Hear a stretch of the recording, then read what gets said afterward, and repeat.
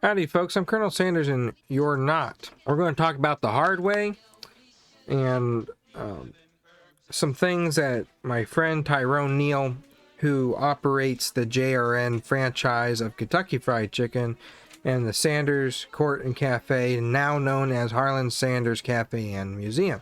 To give folks who are new here a little bit of a background. 8 years ago, I spoke out against Kentucky Fried Chicken before I had a real platform to speak on, about their advertisements and their quality. Their advertisements I saw upsetted the family of mine, and I didn't know I had all the family that I have today, the Colonel's grandchildren, Lee's grandchildren, and so on. I thought the Sanders were all that was left of Uncle Harley's family. And boy was I wrong on that. The stuff I've been doing online has connected so much family that wants to be connected, and a lot of family of Kentucky Fried Chicken and their past franchisees and current franchisees. I made comments about how bad their food was. I was much like Uncle Harley when criticizing their food and their quality and their advertisements, misuse of his name and image. And all I ever asked was that somebody from the brand sit down with the family and talk it out. Talk about the history, talk about the quality. And that's finally what happened a couple of years ago. It took several years, and this is part of my journey on the hard way of things, of trying to bring more respect to the Sanders name and image again, and the brand itself. Now, I in no way, shape, or form work for Kentucky Fried Chicken yet. I'd love to be their brand ambassador. I'd love to be something in their advertisements or some historian for the brand officially. I don't know if or when that would ever happen, but I would love for that to happen. That is my goal now. Many of you who have been on this channel that found me when I first started my rise to fame on TikTok saw that I was talking about my cousin chain, Lee's Famous Recipe Chicken. I was trying to do the same thing, be their spokesperson, but I was more naive then than I am now, and I'm grateful for what that company has taught me. Now, my goal is to get the family, whoever it is in the family, myself or anybody else, back involved in the brand, back to being interested in the brand and what can possibly happen with the future of it. And that is with Kentucky Fried Chicken, Lee's Famous Recipe Chicken, Miss Millie's Awesome Chicken, any restaurant that my family has been involved in making. Because when I saw them starting to change my family member into just this mascotted character that people didn't realize was real, that kind of struck me. And it maybe if I wasn't in the family, it wouldn't have struck me, but it struck me because I'm in the family and I think it's important. I think it's cool history. Apparently, so does 4,000 people on YouTube, 40,000 on Instagram, 300,000 on TikTok. They all find it interesting. A couple years ago, I was invited to Colonel Fest in Corbin, Kentucky. Kentucky Fried Chicken heard that the Colonel's family was coming. They heard that I was coming. They knew very well what my stance on the brand was and that I was trying to work for a competitor that was also made by this family. When I was invited out there, that's the same time that Lee's decided to part ways with me. However, they did get the Colonel's niece and great-niece involved, or great-niece and great-great-niece involved, which was Lee's. Lee was the Colonel's nephew, Lee's daughter Karen, and Karen's daughter Katie. And their family are now involved in some things with Lee's Famous Recipe Chicken. They're interested in it. And through the journey of online, being able to connect that side of the family, I love that side of the family. I love the stories that they have to share. And they're involved with one of the brands again. And that was one of my goals. And I'm hoping to get the Sanders back involved with Kentucky Fried Chicken.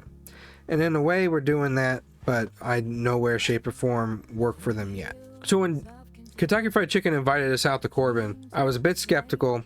I didn't really want to try their food. I was still sour with the brand with how they've been treating me over 8 years. 8 years of being ignored. 8 years of being blocked by the corporate pages.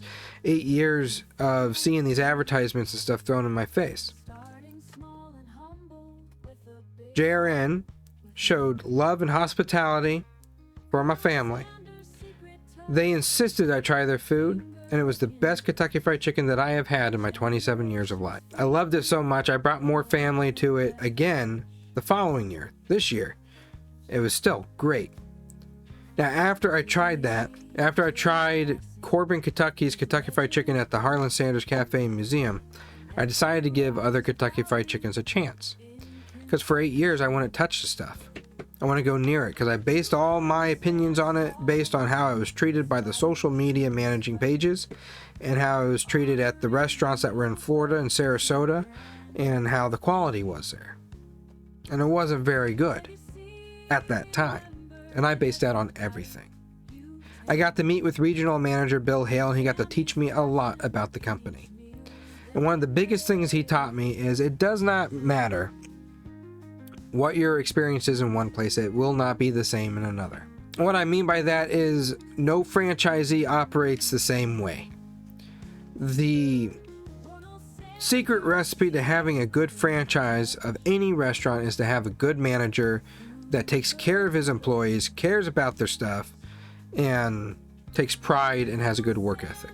That's what Bill Hale has. And based on that experience, I gave other Kentucky Fried Chickens a try from my trip back from Corbin to Maine when I lived there. I live in Kentucky now. I decided to move here to carry the Sanders legacy.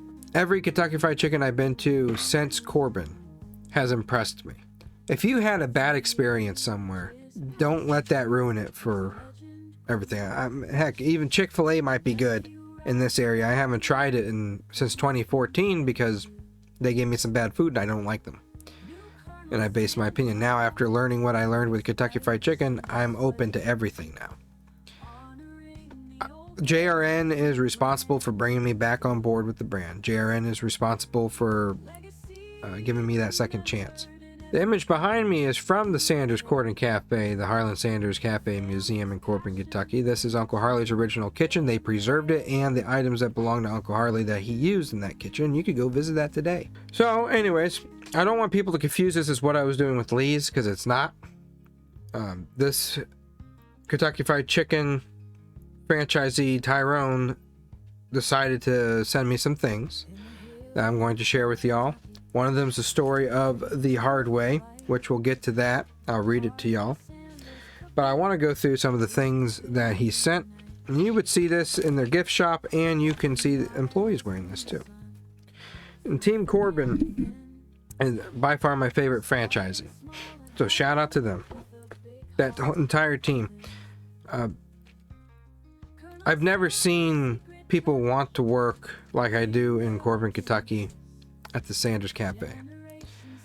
They love to be there, they love what they do, and they take mighty pride in it. So anyways, let's get into what Tyrone has sent. We got a KFC Strong hat. We got a couple Kentucky Fried Chicken hats. If you wear one of these, people are going to ask you why you have a pie symbol on your head. Now, these, I think, is what managers wear. They're quite comfortable. A lot of folks ask me, do you wear that suit everywhere? And the answer is no. If Kentucky Fried Chicken decides to hire me to be their brand ambassador, to be a spokesperson, and they pay me to represent the brand, then yes, I will wear this out everywhere, every day. But they don't, and unless I'm advertising my channel or something specific, I will not dress like this every day just to go somewhere. The stuff that Tyrone has sent, that Kentucky Fried Chicken has sent, that is what I will wear out. I do wear what's related to me. It's just I don't always wear the suit. It's another one of those uniform shirts. I love these. I just saw Bill wearing that once. This is from the Sanders Court and Cafe. This is the back of the shirt. And thank you, Tyrone, for sending me these. We have a KFC Strong shirt. Goes with the hat. One of my favorite things that I got here, because I'm a big collector of these, is a Funko Pop of Uncle Harley. How cool is that? I didn't even know they had these. And I'm one of the biggest enthusiasts of Kentucky Fried Chicken, and I know a lot about them. I didn't know they had these. That's going up on the shelf. Now, I told you the whole story of me going through what I went through with the brand, me not liking them to my journey of liking them again, and my heavy criticism of their advertisements and their food. Now that JRN has done what they did with me and my family, they showed me that there are places that care about the history, that preserve the history, that preserve that Colonel Sanders was real, and his story to be inspirational for everybody who works there and everybody who knows the brand. Because they showed me that, I don't care what advertisements come out now. I don't care if they run that Mother's Day ad anymore. I know people can look at that, have a good laugh. Heck, I can laugh at it. Now, I can laugh at it. But because I know people know that this page exists, and all my pages that I have exist, and they could come here to learn about the real guy. And I know that there are locations out there that have museums that preserve the history so people could go there and learn it as well. People know that Uncle Harley was real. People know the story. And correct me if I'm wrong, but I'm a firm believer that people have a better appreciation for the brand and makes them crave the food more, knowing about the history, living history. Again, I'm glad JRN gave me that chance to try their food and for them to prove me wrong. Boy, howdy did they prove me wrong. And I'm glad that they did, because I wouldn't be sitting here today doing what I'm doing for the brand and for the family. Before, the family looked at Kentucky Fried Chicken as something that they were disgusted by because Uncle Harley didn't own it anymore. And how much change has happened to it. And now that I'm doing what I'm doing, they're proud of it again. They want to get back involved in it. So, let's read the hard way, because that whole story was my hard way of coming up through all that stuff to be to where I am now. This was a flyer, I believe, that advertised the Sanders courts and cafes. There were 2 of them. So this is by Uncle Harley. The hard way. It is comparatively easy to prosper by trickery, the violation of confidence, oppression of the weak, sharp practices, cutting corners, all of these methods that we are so prone to palliate and condone as business shrewdness. It is difficult to prosper by the keeping of promises, the deliverance of value in goods, in services, and in deeds, and in the meeting of so-called shrewdness with sound merit and good ethics. The easy way is efficacious, can't say that word, sorry, and speedy. The hard way arduous and long. But as the clock ticks, the easy way becomes harder and the hard way becomes easier.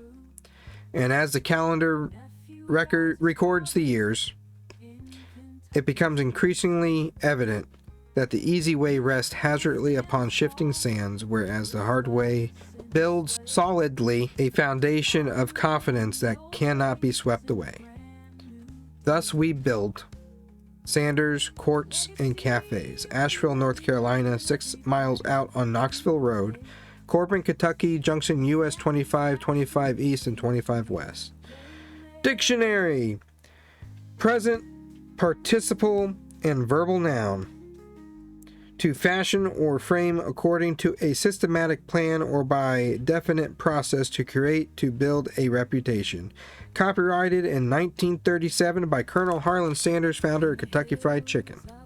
For those that are getting confused, 1929, the Sanders Court and Cafe, which is the Harland Sanders Cafe and Museum today, opened up in 1929, and it closed in 1955 when Uncle Harley was forced to sell it at auction. Didn't really close because the person who bought it vowed to continue his tradition of great food for the state of Kentucky. And then by 1990, John R. Neal got hold of it and opened it up as a museum. And then they went through many renovations over the years. One recently, really good one. And you could go there today and see it, because they did an excellent, beautiful job on the place. A lot, if not all of that, is original that has been refurbished and put back. Kentucky Fried Chicken was founded in 1952. 1955, Uncle Harley was forced to sell that place at auction due to the new highway that was put in that took away his business. That is the hard way. More people, again, this came from Kentucky Fried Chicken, the hard way. More people read this, more people understand this, you have better locations. A lot of people don't realize when Uncle Harley was alive, there's franchisees that didn't do things right, and he was fussy about it, and he would even shut them down after several times of trying to teach them how to do it right, and if they refused to do it, he would take away his stuff and shut down the location. Today, Uncle Harley isn't going around doing that. If KFC hired me, I probably would not be going around doing that. I'd be promoting them. So Uncle Harley isn't here to maintain his quality anymore. But there are people who are dedicated to doing so. There's still going to be franchises out there that want to cut corners. Uncle Harley, before Kentucky Fried Chicken was even founded, the recipe was still 10 herbs and spices by 1937. It was 1930 to 1940 he was developing it.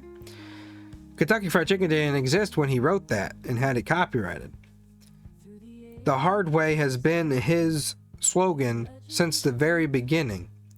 No matter how many times he failed, if he took the easy way out, he wouldn't have gotten to where he was today. I wouldn't be sitting here talking to you guys about this because it wouldn't exist. So the hard way is something that should be remembered, and the fact that the brand has this readily available for folks who work there to understand it.